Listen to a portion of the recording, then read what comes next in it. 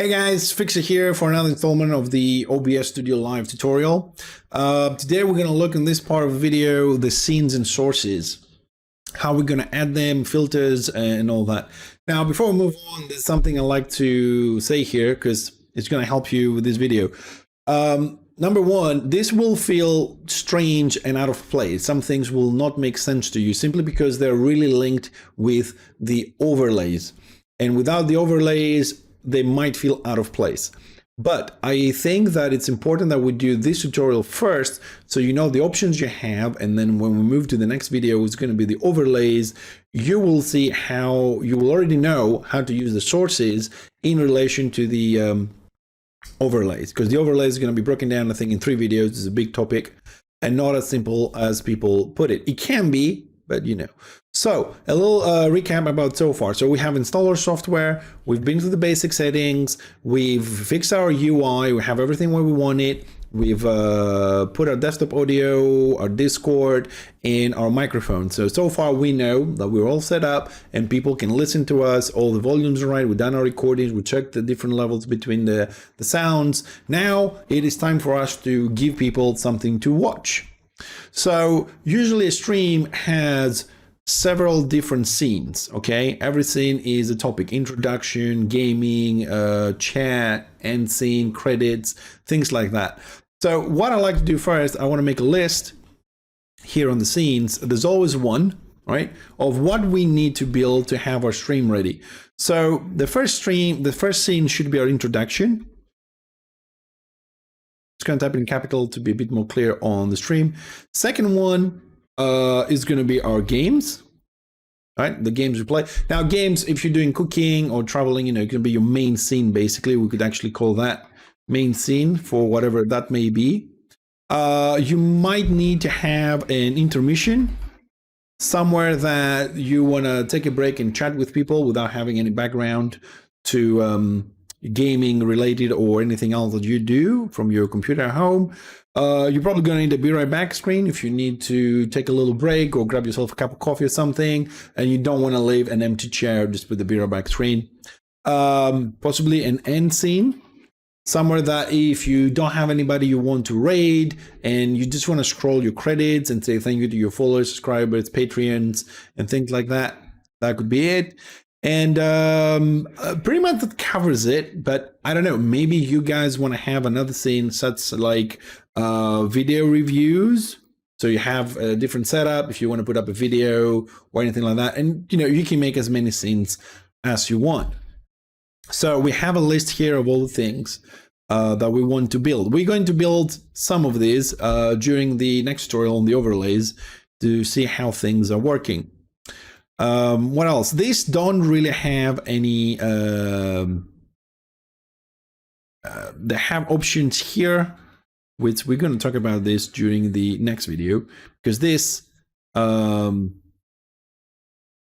can I put this? This you might need, you may never use them, okay? Because you can build overlays on stream elements online, so they will not really need these options. Or you can build them here locally on your computer. And we're going to see this later, so I don't want to go into this right now. But what I want to do in this video, though, is I want to show you what options you have and how we're going to link this to the next video with the overlays. So the audio input capture and the audio output capture, don't bother with this. I said we're doing this for beginners because this pretty much is this here on the right. So this will allow you to kind of move those sounds into a different scene. However, no matter what scene you go, right? I'm changing scenes right now, okay? The audio that we set up is going to be there. So these 2 options here, you know, you don't really going to need that. Now, browser, it's something you're going to use a lot for your overlays or anything else. So basically a browser source, you add a new one, you can put any name you want, I don't know, YouTube, okay? And it brings up this nice little window. So what we're going to do here, you need to have the URL. So if you just open our browser, I'll go to my YouTube channel, you grab the address from the top, you copy it, you put it in here. Now, most of these have these dimensions, but mine is set up for these dimensions. Custom frame rate, just leave it the same as you're streaming. Custom control OBS audio, but audio by OBS. Don't just control it through your windows, the same thing. Shut down when the source is not visible. This, you might want to click it. If it's a source on the background or you're not showing people something, so it takes resources off the system, so you don't clog it, and refresh when it becomes active. This is something we're going to use a lot. And what that does is, if I'll show you, if we here, now we added the YouTube, so it brings up my channel there, it plays whatever it is.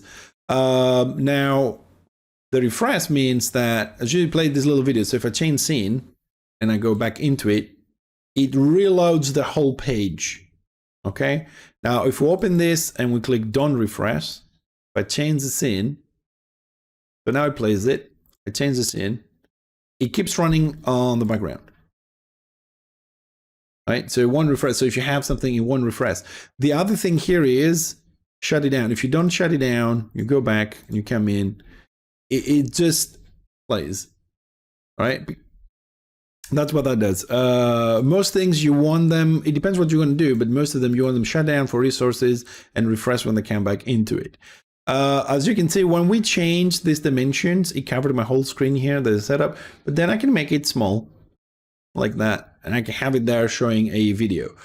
This is a browser source, so you have a few more options. You can lock it, so now you can't move it. So you have other things on top of it. We can't move it. You unlock it and you move it. And you can also hide it, so it's not there. Now, because it's not visible, remember the option we use here, shutdown when it's not visible, it doesn't play any sound, it doesn't do anything. Right, so you have a video you want to show and you don't want it to play, you just hide it, you load up your scene, it's not there, it doesn't play any music, whatever. And then you say, let me show you this, guys. And you click it, it comes up, it loads up, and then you have it. Now, if we make this a little bit bigger again, and fit the screen. Let's say you have it like this, but you want to show people a few things on your stream. There's two ways you can do that. Actually, I'll let you just show them this, or you can right click on it and go interact. That's with right clicking. Or if you select it here, you can just go here on the button. They added this so you don't have to do the right clicking and interact. That means we are now on the website. So now you can move this window out of the way so viewers can see it, and then you can keep clicking stuff and you control your browser through your OBS. So you don't have to alt tab or anything like that. You just do that and it comes up here. And then you can close it and you're done. You just lock it so you don't have to drag it along. Then color source. This is something, if you, I'll just show you quickly. If you just want to have a background color, for whatever reason, okay, apply. Now you have a background color. That's it. And then you have the background color. So as everything, the top goes on top, the thing below goes below. So if you just could do that, if you, sorry, see, I didn't lock it, as I said, and we went there. So if we lock that, we unlock YouTube, you can select it. So now I can have the YouTube there and I have a background that's not black. That's what the color does. Display capture, this is going to go a bit crazy on your screens. Basically, you just choose which monitor, if you have two, you want to record. Now, this can be used for you playing games or showing things on your desktop. I personally don't use that very often because maybe I open a private message and it pops up on the wrong screen for whatever reason. I don't want to have that. But this is how you can choose which monitor to show on the viewers. Game capture, well, it says it all. Just capture any full screen application. If you're running a game, it will do that. Personally, I use capture specific window. The window will work whether you have it full screen or window mode borderless, it will work. Okay, and I usually play myself on window mode borderless so I can move the mouse from one screen to the next screen without having to minimize the game, stop the sound or anything like that. It really pisses me off when there's a game that doesn't do that. So when you move outside of your screen, it just minimizes it. It's really bad. Don't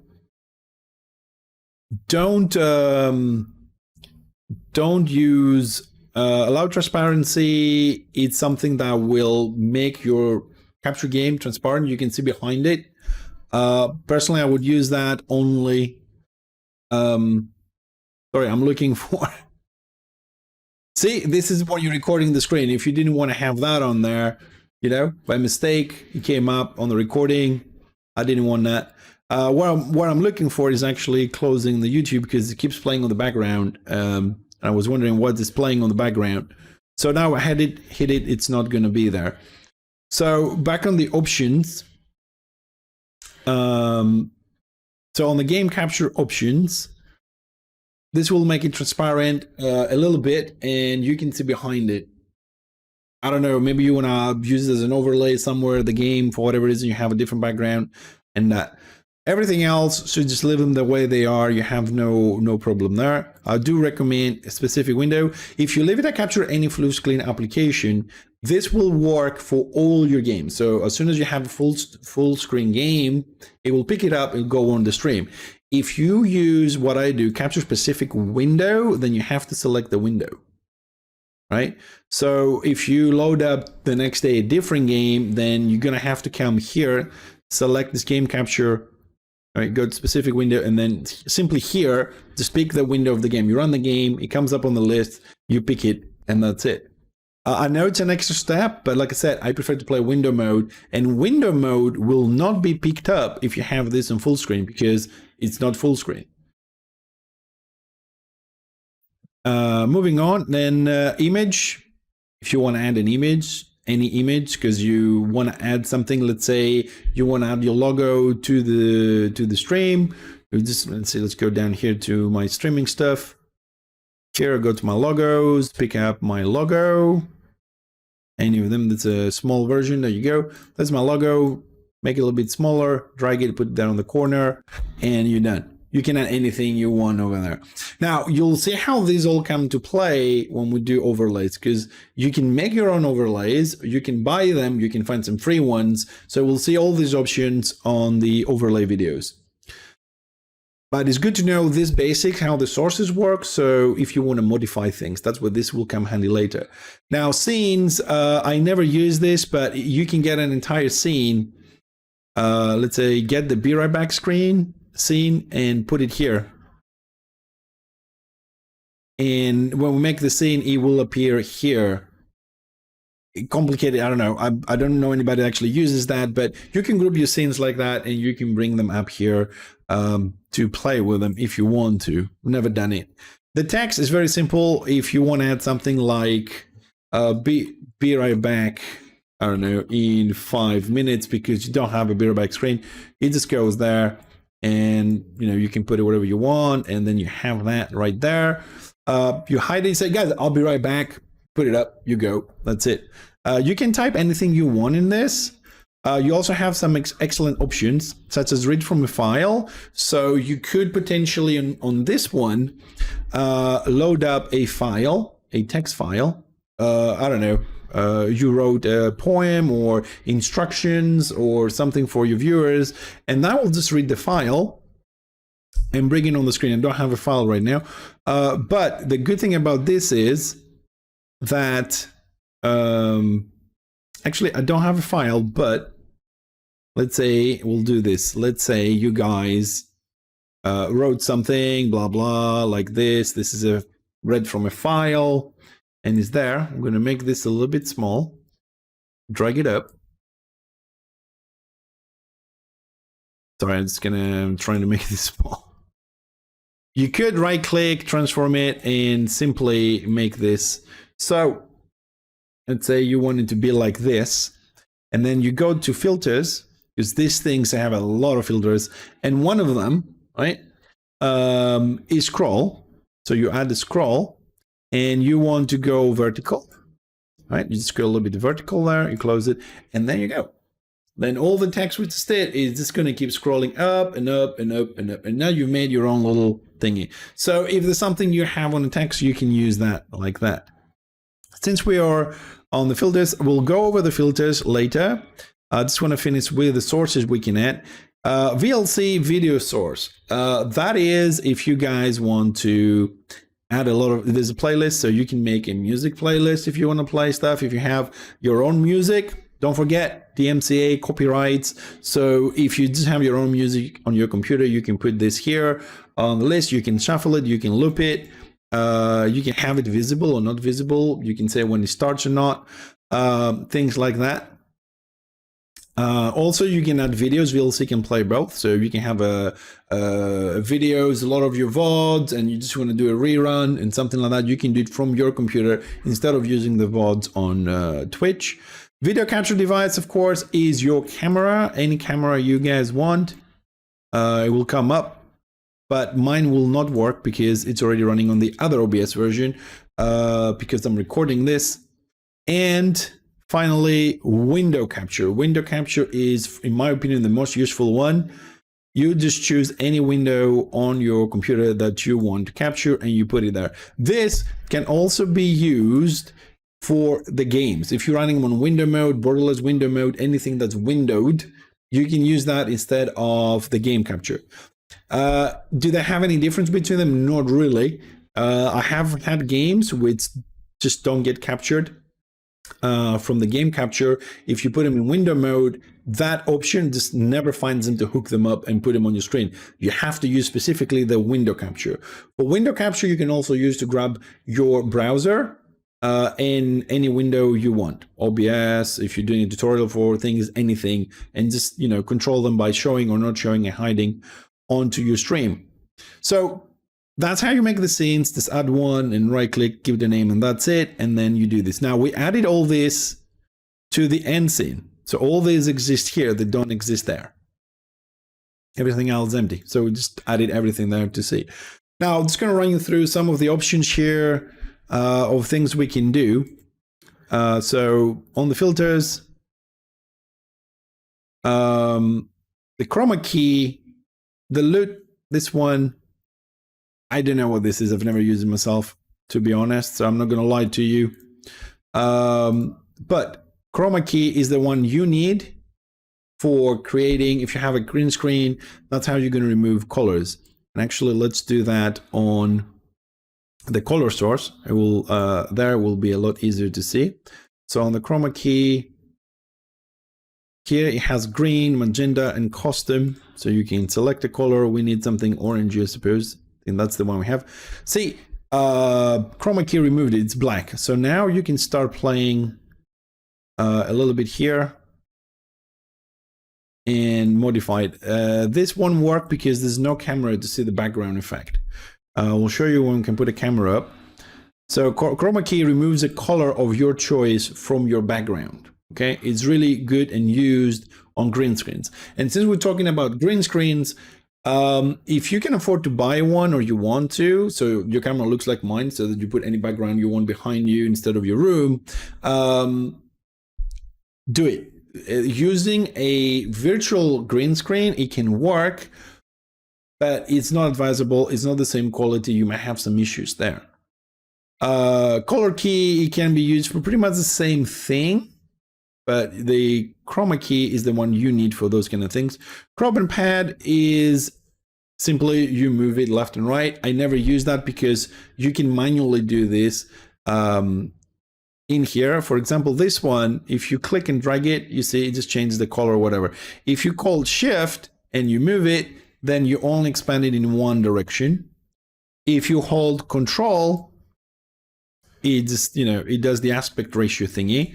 And if you hold Alt, Alt is actually crop. So you see the letters are disappearing, we're cropping it down. You can use that in any direction you want. And once you crop a side, it becomes yellow, green. So you know that you have cropped that direction. And when you get to the edge of the sides you had, it becomes red again.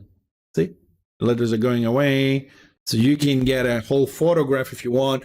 Cut the top and the bottom and things like that. This is pretty much what you can do in your camera. If you have a small green screen and there's the bit that shows, just crop it, holding Alt, and you're done.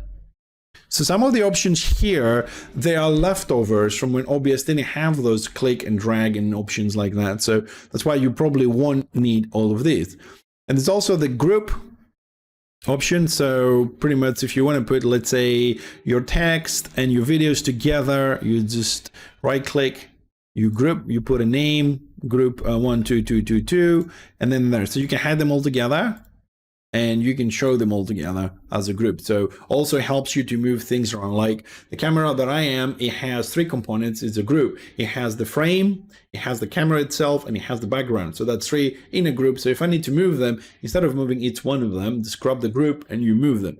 It's good for doing stuff like that. That's all the options here you're going to need as a brand new player playing this, streamer. That's it.